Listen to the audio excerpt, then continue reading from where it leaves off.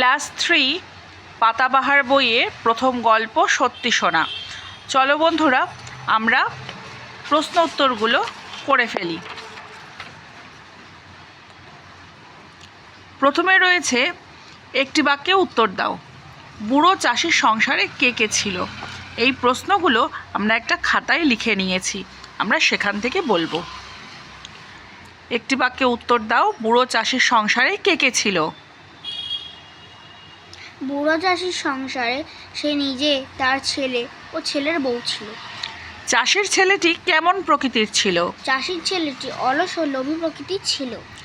বাপের কথা শুনে ছেলের মনের অবস্থা কেমন হলো? বাপের কথা শুনে লোভে ছেলের চোখ চকচক করতে লাগলো। বুড়ো চাষি কোন কথাটা তার ছেলেকে বলে যাননি? সোনা মাঠের কোথায় পোতা আছে তা চাষি তার ছেলেকে বলে যাননি। চাষির ছেলে সকাল থেকে রাত পর্যন্ত কতটা জমি খুঁড়েছিল? চাষির ছেলে সকাল থেকে রাত পর্যন্ত 5 বিঘে জমি খুঁড়েছিল। চাষির ছেলের প্রথম রোজগারে কে খুশি হয়েছিল? চাষির ছেলের প্রথম রোজগারে তার বউ খুশি হয়েছিল। গল্পে কোদাল দিয়ে মাটি কাটার কথা বলা আছে। আর কি কি জিনিস দিয়ে মাটি খোঁড়া যায় বলে তোমার জানা আছে? শাবল, লাঙ্গল, ট্র্যাক্টর। চাষির ছেলে নিজে চাষাবাদ করার কথা ভাবতে পারতো না কেন? চাষির ছেলে খুবই অলস, কোনো কাজ করতে চাইতো না। চিরকাল সে শুয়ে বসে কাটিয়েছে, তাই সে চাষাবাদ করার কথা ভাবতে পারতো না।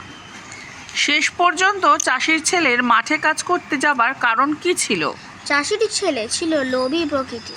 সোনা পাওয়ার লোভে ও বউয়ের কথায় সে জমি খুঁড়তে শুরু করে। জমি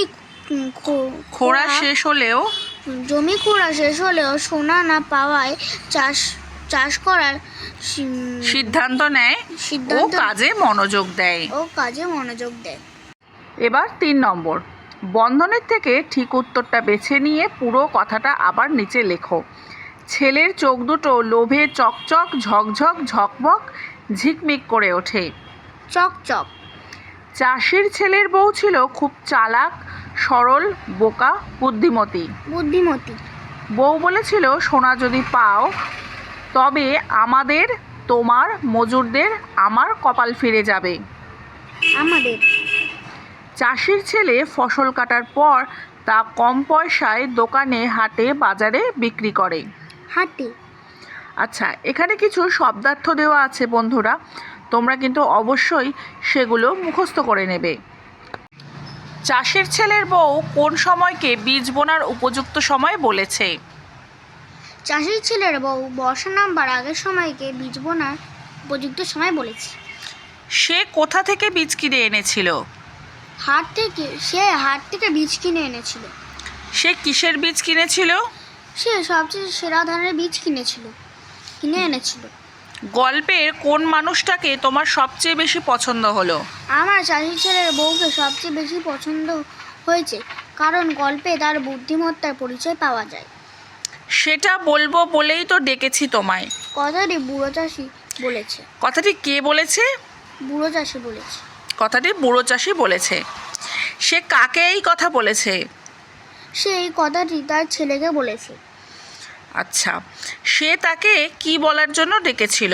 সে তাকে তার লুকোনো সোনা কোথায় রাখা আছে তা বলার জন্য ডেকেছিল। গল্পে চাষির ছেলের বউ চাষির ছেলেকে কিভাবে সাহায্য করেছে তা লেখো। চাষির ছেলের বউ তার বুদ্ধি দিয়ে চাষির ছেলেকে অনুপ্রাণিত করে তাকে সাহায্য করেছে। সত্যি সত্যি সোনা ফলেছে মাঠে। কে এই কথা বলেছে? সে এই কথাটি চাষির ছেলের বউ বলেছে। সোনা বলতে এখানে আসলে কোন জিনিসকে বোঝানো হয়েছে? সোনা বলতে এখানে পাকা ধানকে বোঝানো হয়েছে। সেই জিনিসটা সোনা না হলেও তার সঙ্গে সোনার কি কি মিল আছে? পাকা ধান সোনার মতো সোনালি রঙের দেখতে লাগে ও সোনা যেমন টাকার দিক থেকে অনেক মূল্যবান, ধানও তেমন মানুষের খাবার দিক চাহিদা মেটানোর জন্য মূল্যবান। চাষির ছেলে ফসল বিক্রি করে বাড়ি ফিরলে তার বউ কি কারণে খুব খুশি হলো? চাষির ছেলে ফসল বিক্রি করে বাড়ি ফিরলে তার বউ খুব খুশি হলো, কারণ এটি তার স্বামীর প্রথম রোজগার। চাষির ছেলে আর তার বউ বুদ্ধি খাটিয়ে আর পরিশ্রম করে কি পুরস্কার পেয়েছে? চাষির ছেলে ও তার বউ বুদ্ধি খাটিয়ে আর পরিশ্রম করে ফসল ফলিয়ে তা বিক্রি করে এক থলি টাকা রোজগার করেছে।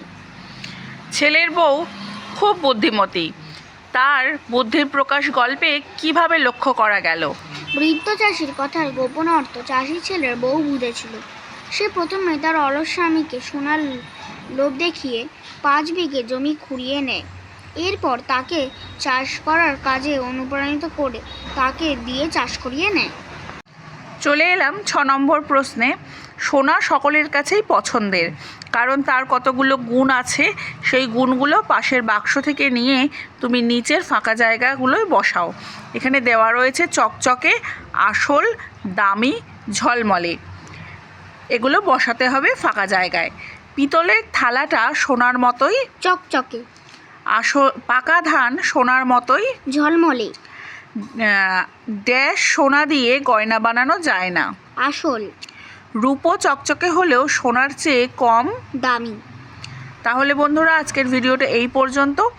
ভালো লাগলে অবশ্যই লাইক, সাবস্ক্রাইব আর কমেন্ট করে জানাতে ভুলো না। টাটা।